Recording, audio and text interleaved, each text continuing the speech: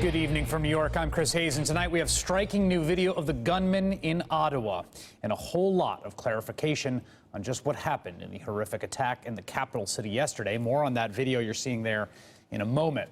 The Canadian government was back in Parliament this morning, back in that same building, mourning the fallen and celebrating the bravery of those who managed to bring the gunman down, including Sergeant-at-Arms Kevin Vickers, seen here in this video just moments after he shot and killed the assailant with the gun still in his hand. Vickers, who holds a ceremonial position, fought back tears today as he was celebrated by members of Parliament as he entered the chamber.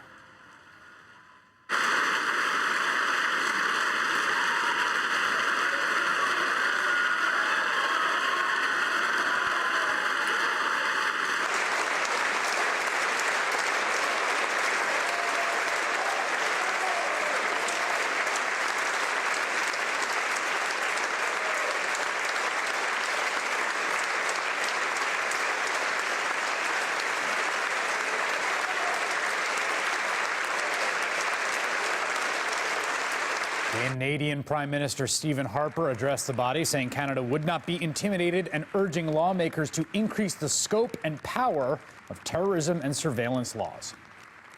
In recent weeks, I have been saying that our laws and police powers need to be strengthened in the area of surveillance, detention, and arrest. They need to be much strengthened, and I assure you, Mr. Speaker, that work, which is already underway, will be expedited.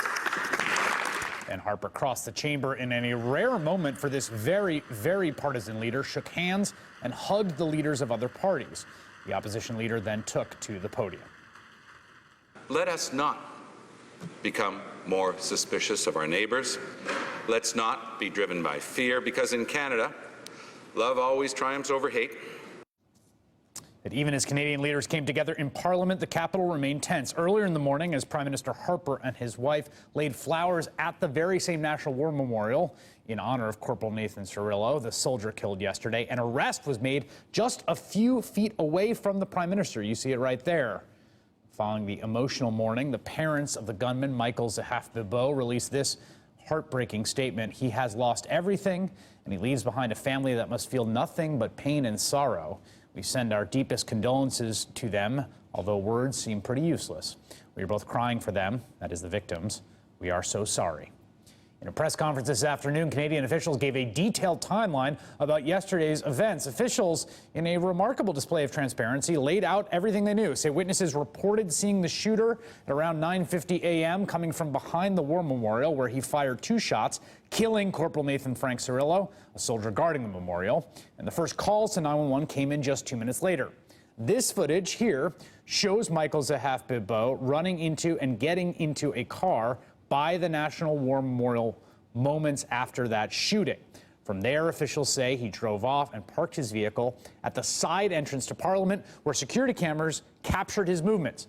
Commissioner of the Royal Canadian Mounted Police, Bob Paulson, described what happened next.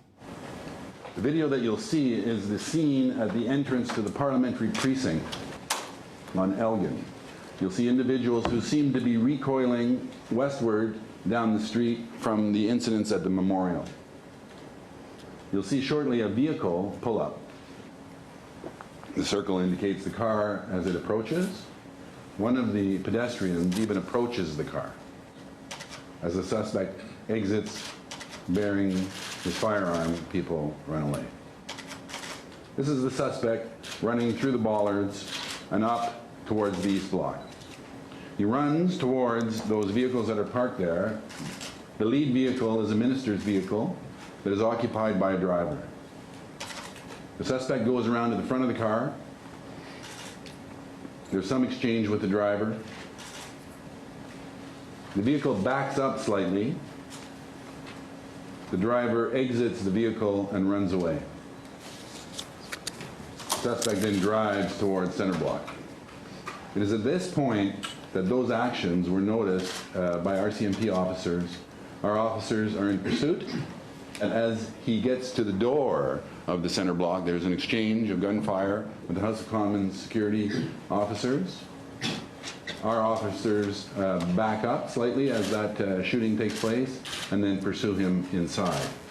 In addition to laying out a detailed timeline, officials gave us a lot of other new information. First, confirming there was definitively just one shooter, as far as authorities know, and also that yesterday's events have no known connection to Monday's incident, in which a man apparently devoted to violent jihad named Martin Coulter-Rouleau crashed his car into 2 Canadian troops and drove off, killing one. Officials also confirmed that Michael Zehaf Bibeau, 32 years old, is a Canadian citizen and may have Libyan citizenship as well. The Globe and Mail reports he, quote, was the son of Bogasim Zehaf, a Quebec businessman who appears to have fought in 2011 in Libya, and Susan Bibeau, the deputy chairperson of a division of Canada's Immigration and Refugee Board.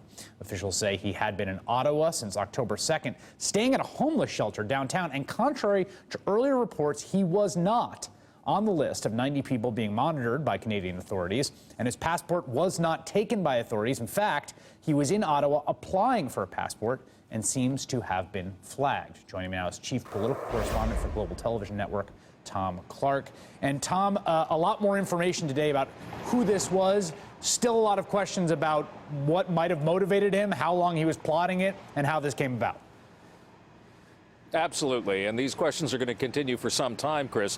What we know, though, is that he was living more on the margins of society than we knew. This guy was a drifter, as we were saying last night. He was known to police, possession of drugs. At the homeless shelter today, we were talking to some people and other people at the shelter, and they were saying that he was also an addict. So here was a guy who, as I said, lived on the margins of society, became radicalized in the process. But what were his connections beyond that? Was he connected to some sort of group? Was he online with other sort of lone wolf jihadists? That we don't know, and it certainly changes the complexion of the response depending on what we know. Yes, that seems a key point here. Last night there were some reports that had indicated the possibility of some coordination online with Monday's attack. The police seem fairly definitive, at least at this moment. They have no reason to believe that right now. What is the policy response in terms of this list that police addressed today, the folks that they're not allowing to travel, whose passports they've confiscated? What is being done in that area as far as we know?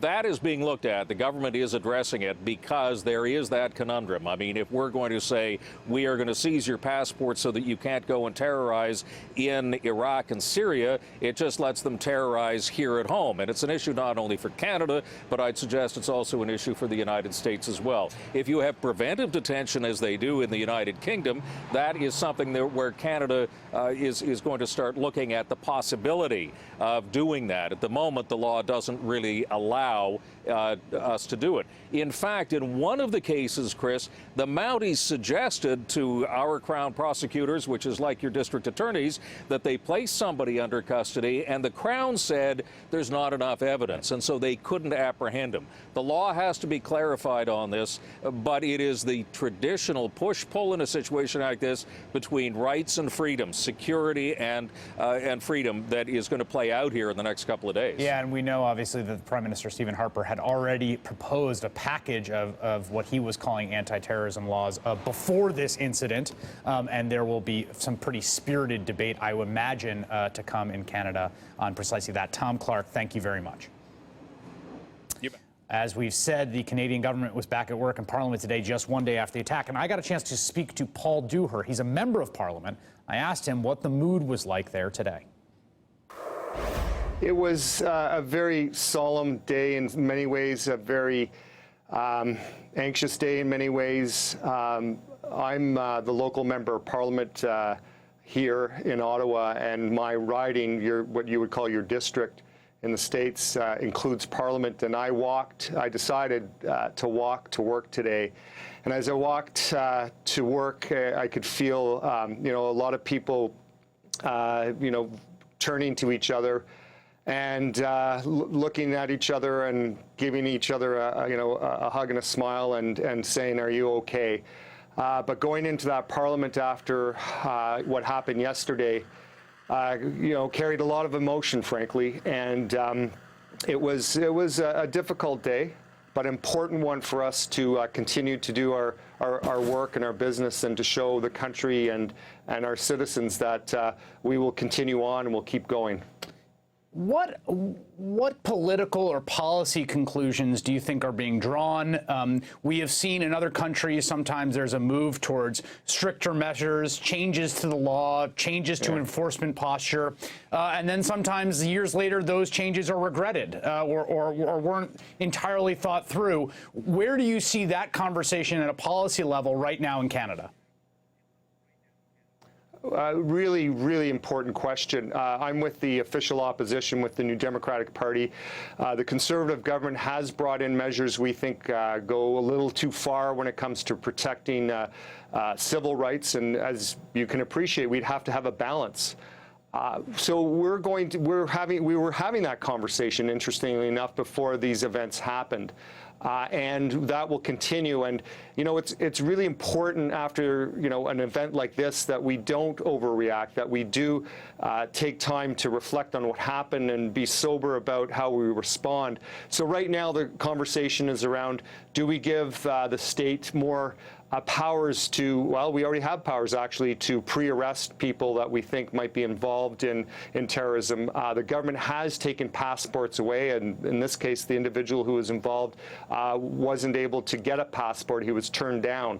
But there is discussions around, do we give our, analogous to your CIA, our CSIS, our CSIS more powers to be able to, you know, to listen on people's conversation, gather data.